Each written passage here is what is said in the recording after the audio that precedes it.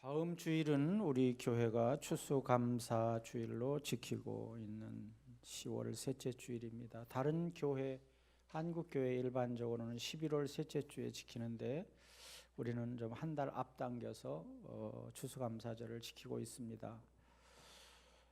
현대 우리를 살아가는 이 시대를 보면 과학도 발달되고 물질도 풍요로워지고 어느 시대보다 최고의 혜택을 누리며 살아가고 있는데도 불구하고 우리들은 늘 만족을 누리지 못하고 살아가요. 그래서 뭐 이렇게 부족하다고 말합니다.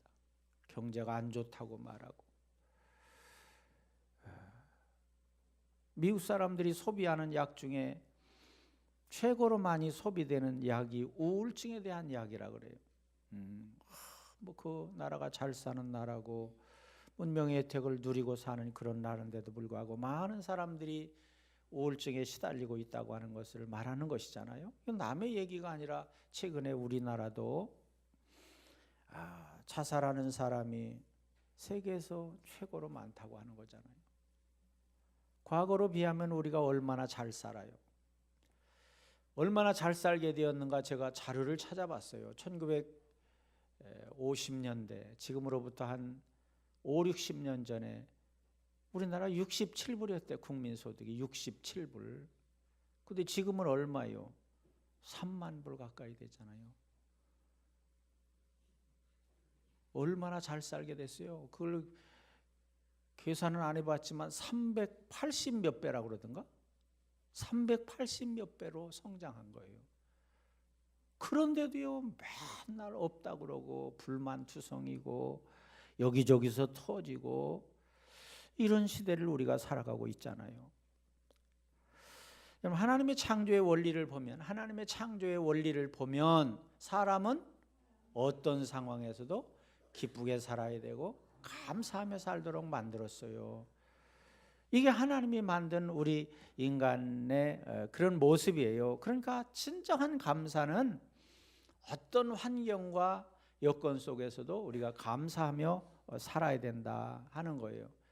그래서 진정한 감사는 환경과 여건을 초월해서 드리는 것이다. 그래서 범사에 감사하라 그렇게 말했어요. 범사에 좋을 때도 나쁠 때도 어떤 상황에서도 감사하라 그런 말이에요. 이거는 될 수 있으면 그렇게 해라가 아니라 명령이에요. 명령. 그렇게 해야 된다는 거예요. 왜 그러냐? 하나님이 그렇게 지으셨기 때문에 그렇게 해야 행복하고 기쁨으로 살아갈 수가 있다 하는 것이에요. 그래서 반드시 이렇게 살아야 된다. 부할 때도 감사하고 가난할 때도 감사하고 편안할 때도 감사하고 고난 속에서도 감사해야 된다는 것이에요. 왜냐하면 어떤 환경을 만나든지 여러분 누구하고 같이 살아요? 성령님과 같이 살아요. 어떤 환경 속에서도 하나님이 우리와 함께 하시기 때문이라. 그래서 어린아이는 엄마하고 같이 있고 아빠하고 같이 있으면 어떤 환경 가운데서도 기뻐하는 거예요. 걱정하지 않는 거예요. 여러분 자식은 어려울 때도 내 자식이고 좋을 때도 내 자식이요. 돈이 많을 때도 내 자식이고 돈이 없어도 내 자식이요. 진주는 시궁창에 던져져도 진주예요. 오물 속에 던져져도 진주예요. 그와 같이 우리가 어떤 안 좋은 환경이 있고 어두운 환경이 있다고 하더라도 여러분은 하나님의 자녀고 천국 백성인에는 변함이 없어요. 그러니까 우리가 감사해야 된다는 거예요. 뭐 좋을 때는 하나님 자녀였다가 어려울 때는 하나님 자녀를 뚝 띱니까? 어떤 상황에서도 우리가 하나님의 자녀임에는 변함이 없다. 그래서 범사에 감사해야 된다. 환난 속에서도 하나님의 뜻이 있다고 하는 거예요. 그러면 받아서 감사하고 잃어버려서 감사하고 늘 차족하는 삶을 살아야 된다. 사람들이 말하기를 지금 우리나라의 경제가 위기를 겪고 있다. 뭐 어려움이 있을 수 있죠. 그러나 감사의 조건이 더 많아요. 옛날에 비하면. 그렇잖아요. 1950년대에 우리나라 인구가 2,500만이었대요. 그래요. 50년대인가 60년대인가 2,500만이었는데 한 50년이 지난 이거 몇 명이에요? 5천만이요, 5천만. 배로 늘었어요, 배로. 그런데 그 당시는 얼마나 가난했어요. 먹을 것이 없어가지고 얼마나 가난하게 살았어요. 우리 젊은 사람들은 모르지만 우리 어른들은 다 아는 거잖아요. 그런데 인구가 배로 늘었으니까 가난할 때 보면 배로 더 어려워야 되는데 인구는 배로 늘고 사는 거는 380배가 더 나아졌어요. 얼마나 감사한 일이에요. 이렇게 하나님이요, 이렇게 실력이 있는 분이에요. 여러분은 그냥 둘 낳고 하나 낳고 어떻게 아이를 키우냐고 걱정해서 아이를 안 낳으려고 하고 이러는데 하나님 실력을 뭐로 보고 여러분이 그러는 거예요? 하나님이 다 키워주시고 학교 보내주시고 그렇게 해주실 줄로 믿습니다. 그래요? 그러니까 많이 낳아야 돼요. 오늘도 제가 군산에 가서 많이 낳으라고 복음을 전하려고. 또 복음이에요, 복음. 자, 그래서 사람의 마음이 메마르게 되면요, 사람의 마음이 메마르게 되면 제일 먼저 사라지는 것이 뭐예요? 감사의 마음이에요. 감사할 줄을 몰라요. 그래서 현대인들이 참 문제예요. 나를 포함해서 감사를 모른다 하는 것이에요. 여러분, 자살한 사람들의 특징을 이렇게 조사를 해보니까요, 평소에 죽고 싶다고 하는 말을 많이 한 사람이 자살한대요. 죽고 싶다, 절대 그런 말 하지 마세요. 말한 대로 되는 거, 사람이 말한 대로 돼요. 이 말에는 어마어마한 권세가 있다고요. 그러니까 말한 대로 되어지는 것이에요. 하나님께서 좋은 환경을 아무리 많이 주어도 늘 우리 마음이 어두워서 원망하고 불평하게 된다면 그렇게 될 수밖에 없어요. 그렇기 때문에 가진 것이 많고 적든 잘생겼든 못생겼든 우리가 범사에 감사하는 삶을 살아간다고 한다면 하나님께서 그 감사의 조건을 더 많이 채워주실 줄로 믿습니다. 그래서 이런 말이 있어요. 인간, 크게 따라서 해보세요. 인간의 행복은 감사의 문으로 들어오지만 들어왔던 행복은 불평의 문으로 나가버린다. 불평하면 다 나가버린다는 거예요. 왔던 것도 다 잃어버린다고 하는 거예요. 우리가 감사가 부족하기 때문에 행복도 부족하다고 하는 거예요. 어떤 말을 합니까? 어떤 생각을 합니까? 그건 우리의 현실이 결정이 되는 거예요. 그래서 우리 감사 노트 쓰는 거 한번 했었잖아요. 감사 노트. 근데 어떻게 해요? 감사 노트 안 써요? 나만 쓰고 있구만. 나는 계속 쓰고 있는데. 감사 노트를 한번 써보세요. 감사를 자꾸 잃어버리니까 그런 걸 자꾸 쓰면서 이렇게 회복해야 돼요. 썼었는데 막 시상도 하고 그랬었는데 옛날의 추억이요? 어떻게 안 써요? 안 되니까 억지로라도 감사의 조건을 자꾸 찾아서 감사해야 된다 하는 것이에요.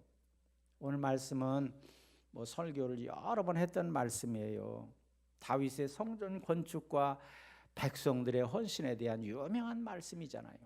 자, 그들이 정말 어려운 가운데서 성전을 건축하는데 어떻게 해서 그 어려운 중에도 감사를 하고 하나님 앞에 헌신했는가 하는 거예요.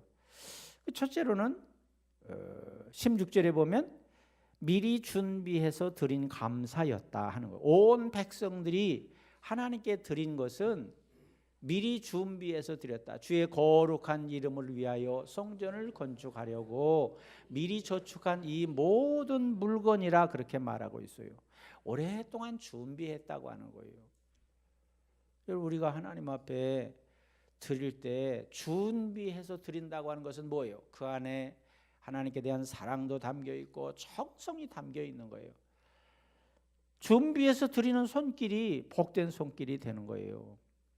세상에 집에 손님이 와도 준비를 하고 집안에 결혼이 있고 돌잔치가 있고 그래도 준비를 하는데 여러분 신방 가도 준비를 하잖아요. 그렇다면 하나님 앞에 나오면서 준비하는 것은 당연하잖아요. 아무 준비 없이 교회 와가지고 아이고 깜빡 잊어버렸구나. 그래서 막 뒤져가지고 즉흥적으로 이렇게 드린다. 이것보다는 일주일 내내 준비하고 그런 마음으로 하나님 앞에 드린다고 한다면 하나님은 얼마나 기뻐하시겠어요. 정말 준비할 줄 알아야 돼. 인생이라고 하는 것은요, 올림픽을 준비하는 선수와 같아요. 올림픽을 준비하는 선수는 한 번 출전하기 위해서 많은 날 준비를 하잖아요. 4년을 준비, 4년만 준비하겠어요. 4년에 한 번 갔다가 떨어진 사람은 또 준비하고 또 준비하고 이렇게 준비하는 거예요. 음악인들이 연주회를 하기 위해서 얼마나 많은 시간을 준비해요. 그렇게 준비하는 것과 같아요. 우리는 십자가를 앞에 두신 예수님을 위해서 자기의 전 재산 옥합을 깨뜨렸던 여인과 같이 준비해서 하나님 앞에 드리는 잔치가 돼야 될 줄로 믿습니다. 여러분, 정성 들여 화가가 그림을 그렸다.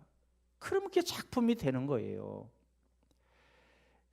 정성을 들여 준비한 작품은 아름다워요. 작가의 마음도 만족시켜주지만 다른 사람에게도 감동을 주는 거예요. 축복된 미래는 저절로 찾아오는 것이 아니에요. 눈물로 씨를 뿌리고 가꾸는 자에게 오는 것이에요. 그래서 준비한 사람은 복을 받게 돼 있어요. 링컨이라고 하는 대통령은 내가 준비만 된다면 기회는 언제든지 주어진다 그랬어요. 그렇기 때문에 뭘 높이 올라가려고 애쓰고 많이 가지려고 애쓰고 능력이 많으려고 애쓰는 게 아니라 항상 준비를 하게 되면 언젠가는 하나님이 준비된 여러분을 써주실 줄로 믿습니다. 하나님께 드리는 예배도 봉사도 물질도 모두가 준비된 것을 하나님이 기뻐하신다 하는 거예요. 지난번 올림픽이 있었잖아요. 그리고 7일 날인가요? 전국 체육대회가 충청남도에서 열리고 있어요. 여기에 참여하는 선수들은 오랜 세월을 준비했을 거예요. 준비를 많이 한 사람이 좋은 성적을 낼 수가 있는 거예요. 사탄에게 붙들려 쓰임받는 사람들도 철저하게 준비를 한데 하나님 나라를 세우고 하나님의 뜻을 펼치는 우리가 준비하지 않는다고 한다면 우리는 패할 수밖에 없다는 거예요. 잘 준비하는 사람이 큰 일을 이룰 수가 있는 줄로 믿습니다. 여러분 항상 준비하며 살아가는 여러분들이 되시기를 바랍니다. 모세를 쓰시기 위해서 하나님은 얼마를 준비시켰어요? 40년을 준비시켰어요. 40년. 나이 들어서 못한다고요? 뭘 못해요? 40에 시작해가지고 80에 쓰임 받았는데 다윗을 쓰려고 얼마나 많은 세월 준비시켰습니까? 고난을 통과하게 하고 고통을 겪게 했습니다. 많은 시간 준비를 시켰어요. 그래서 하나님 앞에 크게 쓰임 받은 줄로 믿습니다. 그래서 우리가 항상 이 추수감사절만을 얘기하는 것이 아니에요. 항상 주일에 하나님 앞에 헌신할 때 준비해서 드리는 그런 우리가 돼야 된다 하는 것이에요. 자, 두 번째는 하나님의 것으로 자원하여 드렸다. 주의 것으로 자원하여 드렸다 그랬어요. 우리가 살고 있는 환경으로부터 우리의 생명에 이르기까지 우리의 모든 것은 하나님의 것인 줄로 믿습니다. 여러분 생명도 하나님이 여러분을 이 땅에 보내주셨기 때문에 온 거예요. 내가 무슨 윤씨 가문에 태어나야 되겠다. 그렇게 해서 온 사람이 누가 있어요? 여러분이 이씨, 김씨 가문에 그렇게 해서 온 사람은 없어요. 하나님이 보내주셨기 때문에 온 거예요. 그리고 우리 생명도 내 마음대로 하는 게 아니잖아요. 오래 살고 싶다고 오래 살고 조금 살다 가고 싶다고 그래서 가고 그러는 게 아니에요. 하나님의 권한 속에 있는 거예요. 물질, 재능 모든 것이 다 마찬가지예요. 혹시 여러분 것이 있으면 한번 얘기해 보세요. 여러분의 것 뭐가 있어요? 예? 없어서 얘기 안 하는 거죠? 여러분의 것은 없어요. 다 하나님 거지. 근데 내가 뭘 하나님 앞에 드리면서 인색하거나 하나님 앞에 드리면서 아깝다고 생각하나? 하나님 것을 하나님 앞에 드리는 거예요. 우리는. 여러분 여러분의 자녀가 어떤 때는 그럴 때가 있잖아요. 밥 먹으면서 자랑해. 나 밥 먹었다? 또 안 먹으니까 부모는 어떻게든지 먹이려고 그래. 그러면서 밥 먹으면서 자랑한다고 생각해 보세요. 공부하면서 대가를 바라본다고 그래요. 나 이 공부 잘했으니까 뭐 주세요. 또 그렇게 또 주어 또 상을 주고 그래. 근데 그게 되는 이야기예요? 당연히 지가 해야 될 일을 하는 거지. 밥 먹고 죽지 않으려면 밥 먹어야 되고, 예? 제대로 된 인생을 살려면 공부해야지. 이건 당연히 해야 될 일인데도 불구하고 우리가 상급을 바란단 말이에요. 여러분 마찬가지로 우리도 하나님 앞에 내가 뭘 하는 것을 가지고 자랑을 하고 그걸 가지고 뭘 바란다고 한다면 얼마나 어리석은 거예요. 여러분 하늘에서 비가 내리잖아요. 비가 내리면 흘러서 바다로 가요. 근데 그게 다시 수증기가 돼가지고 또 하늘로 올라가요. 그렇게 해서 또 그게 내려와요. 하나님의 은혜도 마찬가지야. 하나님께서 여러분에게 은혜 주시고 물질 주시고 건강 주시고 그런 것은 다 하나님이 주신 것이다. 하나님의 은혜로 되어진 것이다. 그래서 우리는 어떤 것이든 여러분이 물질이 되었든 또 여러분이 은사가 되었든 여러분의 몸이 되었든 무엇이 되었든지 간에 우리가 하나님 앞에 헌신한다고 하는 것은 하나님의 것을 하나님 앞에 드리는 것인 줄로 믿습니다. 여러분 유명한 달란트의 비유에서 보면 부자 주인이 자기 재산을 여러 종에게 나눠 주었어요. 그리고 관리를 잘 하세요. 그리고 외국을 갔어요. 외국을 가서 그냥 끝났으면 얼마나 좋겠어요. 이게 다 내 재산이다 이렇게 했을 텐데 이 주인이 얼마 있다가 온다는 거예요. 오면 뭘 찾겠어요? 오면 자기 재산을 어떻게 관리했는가 그걸 찾는 거지. 그래서 성경은 두 글자로 뭘 했다 그래서 주인이 결산했다 그래서 결산했다. 반드시 결산이 있어요. 학생도 공부를 하면 결산이 있어요. 그래서 11월 17일 날 수능고사를 보는 거예요.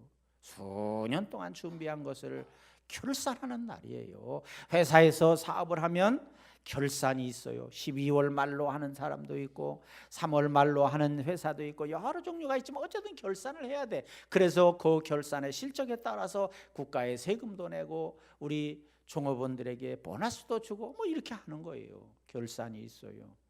여러분 인생에도 반드시 결산이 있어요. 그냥 내 마음대로 살다가 되는 대로 살다가 가는 게 인생이 절대 아니란 말이에요.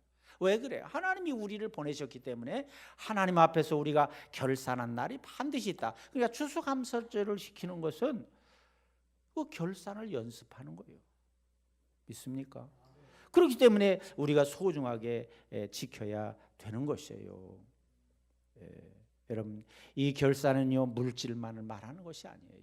여러분의 건강도 포함되고 지혜도 시간도 모든 것이 다 포함된 거예요. 다윗은 어떤 왕보다도 많은 업적을 남겼어요. 특별히 전쟁에서 승리하는 전과를 남겼어요. 그런데 자만하지 않았어요. 늘 겸손했어요. 그리고 아버지를 통해서 아버지가 아니고 그 하나님의 은혜를 통해서 많은 것을 받았잖아요. 그것을 정말 자기 것으로 여기지 아니하고 하나님은 다윗을 통해서 성전을 건축하는 것을 원치 않았어요. 그럼에도 불구하고 자기의 모든 재산을 들여서 성전을 건축하기 위해서 내놓고 자기 아들을 통해서 그걸 마무리하게 하셨잖아요. 그건 하나님이 그렇게 하신 거지 다윗이 한 것은 아니에요. 여러분 우리가 아무리 힘들고 어렵다고 하더라도 앞에서 말한 것처럼 과거에 비하면 얼마나 우리가 잘 살아요. 힘들고 어렵다고 하더라도요 하나님이 지금까지 인도해 주셨어요. 생명 주셨어요. 건강 주셨어요. 물질 주셨어요. 재능 주셨어요. 가정도 주셨어요. 교회도 주셨어요. 직장도 주셨어요. 사업도 주셨어요. 자녀도 주셨어요. 아이고 준 거를 받은 거를 헤아리자면 한도 끝도 없어요.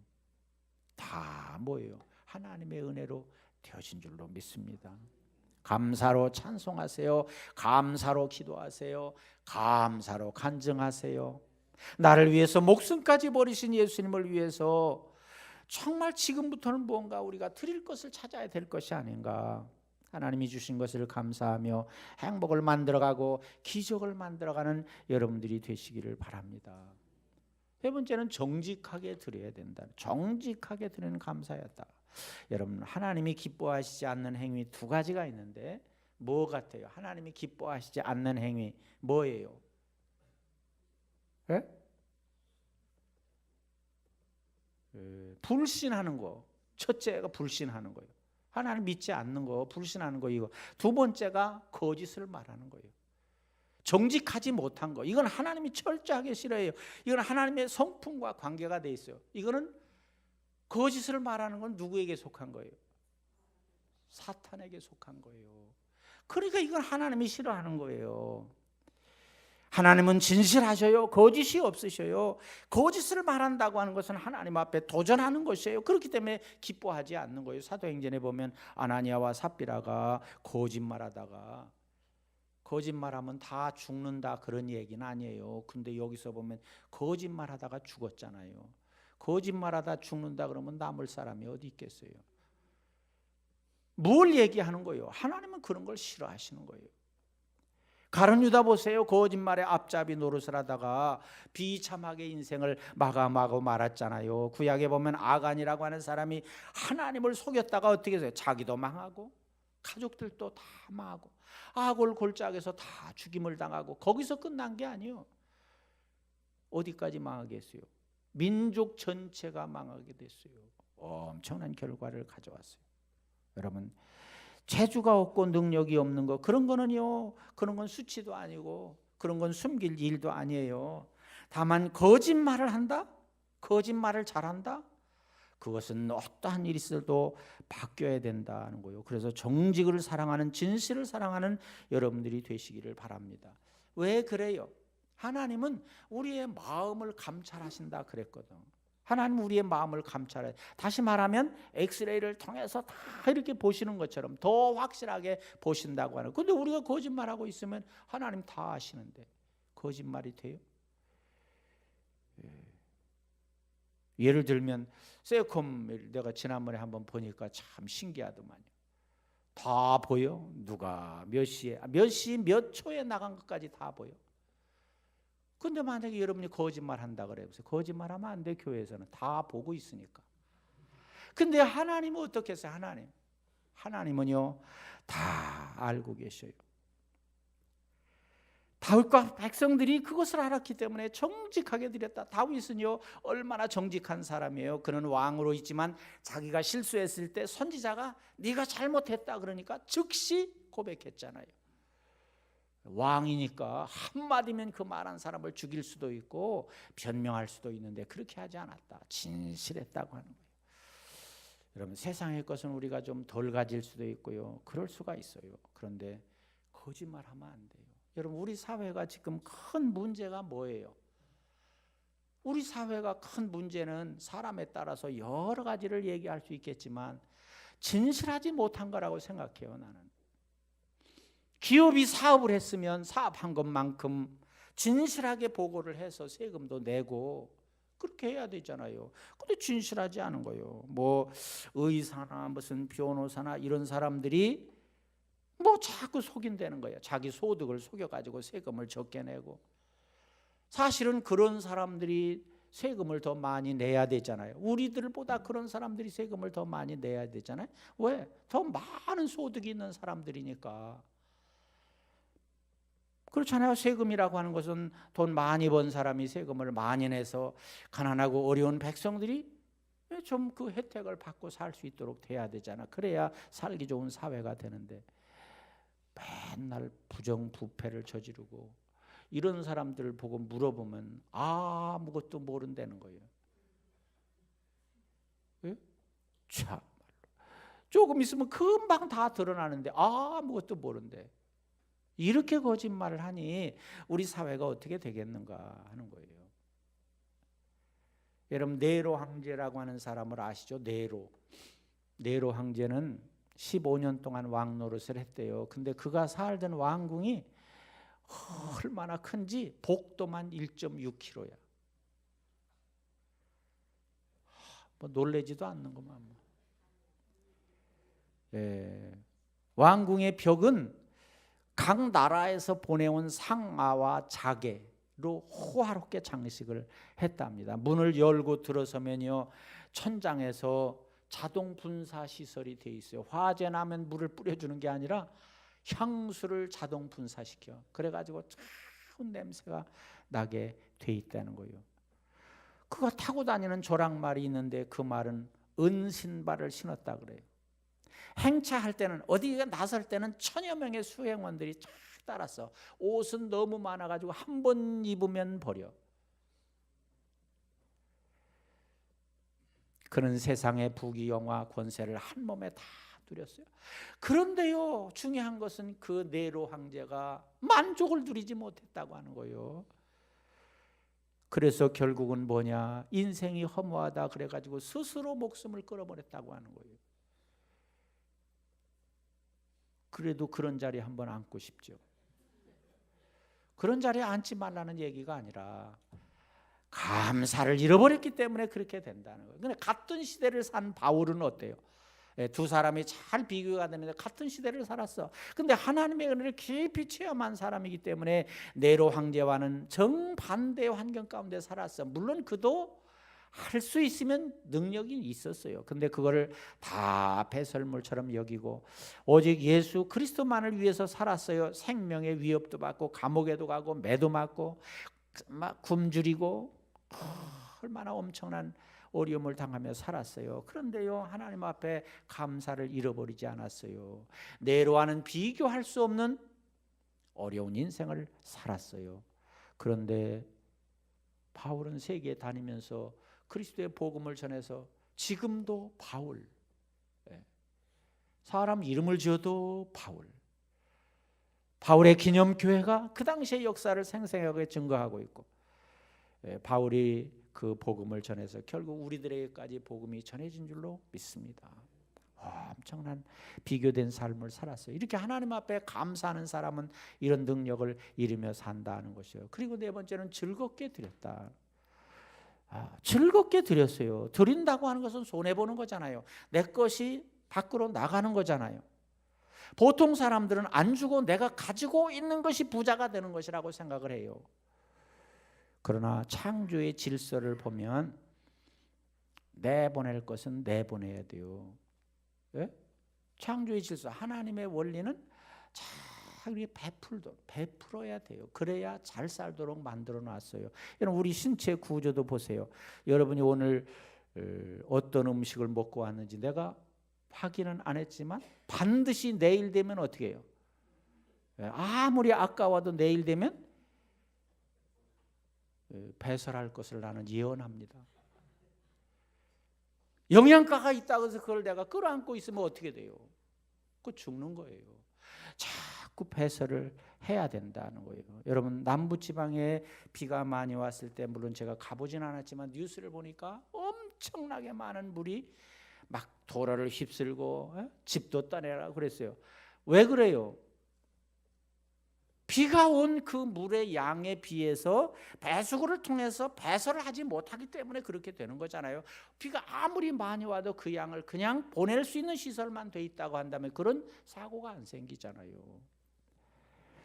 이와 같아요. 그러니까 옛날에는 배가 고파 죽고 지금은 배불러서 죽는 시대가 됐잖아요. 그렇잖아요. 너무 많이 먹어서 온갖 질병도 생기고 비만도 생기고 그렇게 되는 거잖아요. 그러니까 많이 먹지 말라는 얘기는 아니에요. 많이 먹으면 많이 먹은 만큼 배설을 해야 돼. 운동을 통해서 땀으로 보내든가 아니면 또 뭐로 해서 배설을 해야 돼요? 하여튼 배설을 해야 돼요. 어떤 방법을 통해서든지 배설을 해야 우리가 건강을 유지할 수가 있다. 그래서 하나님께서는 그런 삶을 살아가는 사람들에게 약속했어요. 주라, 그리하면 너희에게 줄 것이니 곧 후히 되어 누르고 흔들어서 넘치도록 하여 너희에게 안겨주리라 그랬어요. 주는 자에게 하나님이 복을 더하신다고 하는 거예요. 그러니까 줄 줄 알아야 돼요. 주라고 하는 명령은 우리가 축복을 받게 하려는 하나님의 사랑이에요. 주라, 그건 여러분 망하게 하는 것이 아니에요. 여러분을 더 잘되게 하고 여러분에게 복을 주기 위한 하나님의 방법이라 하는 것이요. 그래서 뭐라고 그랬어요? 사도행전에 보면 주는 것이 받는 것보다 복이 있다 하심을 기억하여야 할지니라 그랬어요. 드리는 것이 최상의 투자예요. 어떤 부잣집 마나님이 남편이 여행을 하고 돌아왔는데 아주 비싼 카페트를 선물로 했어요. 여성들은 그런 거 선물 받으면 기분이 좋잖아요. 그래서 어떻게 했어요? 거실, 제일 잘 보이는 거실에다가 다 깔았어요. 근데 이게 깔고 난 다음에는 그 다음 단계가 뭐예요? 여성들의 마음속에는 깔고 난 다음에는 뭐예요? 누워서 자요? 다음 단계 있잖아요. 자랑을 해야지. 누가 좀 봐줘야 되잖아요. 그래가지고 친구들을 다 불렀어요. 친한 친구들을 불러가지고 불렀는데 친구들만 오나요? 아이들도 따라서 오지요. 그래서 그냥 막 잔치를 벌렸어. 막 뭐 음식도 장만하고 이랬는데 그냥 아이들이 놀다가 그냥 그 귀한 카페트가 엉망이 돼 더러워져 버렸어요. 그러니까 어떻게 해요? 속 상해요, 안 상해요? 속 상하려면 뭘 하고 부르냐고. 속 상하죠. 속 상해가지고 있는데 그 남편이 이런 말을 했어요. 그 카페트가 아이들이 더럽혔는데 당신 친구들하고 아이들이 와서 이렇게 놀고 또 믿음의 형제들이 그렇게 와서 놀고 있는 것은 지금 그 카페트가 하나님의 영광을 위해서 지금 쓰임 받고 있는 것이다. 이렇게 말했다는 거예요. 에? 당신의 물건이 내가 당신한테 선물했지만 당신의 물건이 주님을 위해서 하나님의 영광을 위해서 손상되는 것을 기뻐하시오. 아이고 그 남편 믿음이 얼마나 좋습니까? 남편 믿음이 참 좋아요. 그 소리를 들으니까 큰 충격이 되었어요. 그래가지고 그 이후로는 안타까운 마음이 없어지고 오히려 쓰임 받는 것에 즐거워했다 그런 말이 있어요. 아니 그걸 갖다가 금고에다 갖다가 놔두고 그걸 뭘 어떻게 하려고? 아무도 그 카페트를 밟지 않고 그걸 바라보면서 흐뭇하게 살아가는 그걸 어떻게 하려고? 여러분 감사하는 능력이에요. 그래가지고 감사했더니 마음의 기쁨이 넘치게 되고 다시는 그런 생각을 갖지 않게 되었다 하는 것이에요. 여러분 그래서 우리는 어떠냐? 우리는 하나님 앞에 쓰임 받는 것으로 감사해야 돼요. 그래서 즐겁게 드릴 줄 알아야 돼요. 고린도후서에 보면 각각 그 마음에 정한 대로 할 것이요 인색함으로나 억지로 하지 말지니 하나님은 즐겨 내는 자를 사랑하시느니라 그랬어요. 물질도 시간도 은사도 즐겁게 드려야 될 줄로 믿습니다. 다음 주일 추수감사 주일인데 우리는 어떻게 헌금을 해야 돼요? 예? 감사한 마음으로 즐거운 마음으로. 어떤 분이 그렇게 물어봐. 추수감사 주일에는 얼마를 드려야 돼요? 이거 참 목사가 가끔 어려운 질문을 많이 받는데 이게 참 어려운 질문이에요. 그럼 내가 속으로 얼마 해야 된다면 할 거예요? 그런 말은 못하고 속으로 얼마를 해야 될 것 같아요? 대답할 수 있어요? 성령님이 감동 주시는 대로 이렇게 하셔야 돼요. 그걸 자꾸 깎으려고 그러지 말고. 그럼 목사님은 얼마를 하세요? 나보고 물어봐. 왜 재정부 장로님이 계신데 왜 나보고 물어봐? 그러면 내가 속으로 그러면 나 하는 대로 할 거예요? 그런 말은 못했지만 정말 우리가 기도하면서 준비하면서 드려야 된다. 그냥 즉흥적으로 아이고 주보에 또 봉투를 끼워주니까 할 수 없어서 드리는 그런 감사가 되면 어떻게 하나님 앞에 인정받고 쓰임 받겠는가 하는 거예요. 그래서 오늘 어떤 마음으로 드려야 될 것인가에 대한 말씀을 드렸는데 꼭 그런 마음 가지고 드리시는 여러분이 되시기를 바랍니다. 여러분 인생은요 잠시 세상에 살다 가는 나그네와 같아요. 아무렇게나 소망 없이 되는 대로 살아가는 존재는 더욱 아니에요. 참되신 하나님을 찬송하며 그 하나님의 계획한 하나님의 뜻을 이루어 가는데 쓰임 받는 존재들이에요. 하나님 누구를 통해서 하나님 일을 하셔요? 바로 여러분을 통해서 하는 거예요. 대통령이나 장관을 통해서 하는 게 아니에요. 대학교 총장을 통해서 하는 게 아니에요. 시장을 통해서 하는 게 아니에요. 물론 그분들이 예수님을 잘 믿는다고 한다면 그분들도 쓰임 받을 수 있어요. 그러나 중요한 것은 오늘 이 시대에 바로 믿음의 여러분들을 향해서 하나님을 아버지라고 부르는 여러분들을 통해서 하나님이 쓰신다고 하는 거예요. 얼마나 감사해요. 우리 인생은요, 길이에 따라 평가되는 것이 아니에요. 얼마나 오래 살았느냐에 따라서 인생을 성공했느냐, 그렇게 하는 게 아니에요. 뭐로 평가돼요? 내용에 따라 평가되는 거예요. 내가 단 얼마를 살았든 무슨 일을 하며 살았는가, 그것으로 평가된다고 하는 사실이에요. 그래서 정말 나같이 보잘것없고 연약한 나를 예수 그리스도 안에서 구원해 주시고 지금까지 하나님의 뜻을 이루기 위해서 쓰시고 있다고 하는 사실이 얼마나 감사한가. 이 감사가 넘치는 삶이 되어야 될 줄로 믿습니다. 그럴 때 여러분의 삶에 사랑이 넘치고 평화가 넘치고 기쁨이 넘치게 될 줄로 믿습니다. 그러니까 열매를 많을수록 좋잖아요. 열매는 쭉정이는 많을수록 안 좋잖아요. 감사는 많을수록 좋고 불평불만은 적을수록 좋잖아요. 그럼 뭐 해야 돼요? 그럼 감사해야지. 감사가 넉넉한 삶을 살아가는 여러분들이 되시기를 바랍니다. 그래서 우리 이번 추수감사절에 감사가 풍요로워서 여러분 모두 또 가정 모두 우리 교회 모두가 풍요로움을 체험하는 그런 놀라운 추수감사절이 될 수 있도록 준비하는 여러분들이 다 되시기를 주님의 이름으로 축원합니다. 기도하겠습니다.